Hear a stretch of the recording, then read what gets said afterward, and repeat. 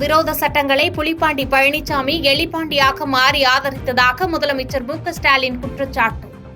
கரகாட்டக்காரன் படத்தில் வருவது போன்று நாதஸ் திருந்திட்டான் என தற்போது நாடகமாடி வருவதாகவும் விமர்சனம். ஆளுங்கட்சியா இருந்தா எதிர்ப்பேன்னு வியாக்கானம் பேசுகிறார். மக்கள் விரோத சட்டங்கள் எல்லாம் கொண்டு வந்தப்போ இந்த புலிப்பாண்டி எலிப்பாண்டியா மாறி பாஜகவுக்கு காலில் போய் விழுந்து கிடந்தாங்களா? இத்தனையும் செஞ்சுட்டு கரகாட்டக்காரன் அந்த படத்துல கவுண்டமணி காமெடி வரும், நாதஸ் திருந்திட்டான். அது மாதிரி இப்ப மாத்தி பேசிக்கிட்டு வாக்கு கட்டிக்கிட்டு இருக்காரு.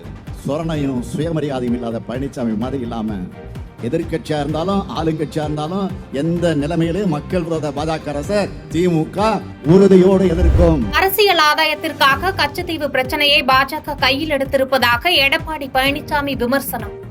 மீனவர்கள் கைது செய்யப்படும் போது அது பற்றி வாயை திறக்கவில்லை என்றும் குற்றச்சாட்டு. மதத்தால் மக்களை பிரிக்க பாஜக முயற்சிப்பதாக கமல்ஹாசன் குற்றச்சாட்டு. மோடி அரசு விவசாயிகளை திறந்து வஞ்சித்து வருவதாக கனிமொழி விமர்சனம். பாதகம் செய்பவரை கண்டால் நாம் பயங்கொள்ளலாகாது பாப்பா, மோதி மிதித்து விடு பாப்பா, அவர் முகத்தில் உமிழ்ந்து விடு பாப்பா. அண்மை செய்திகளை உடனுக்குடன் தெரிந்து கொள்ள இணைந்திருங்கள் இயம்நாடு தொலைக்காட்சியுடன்.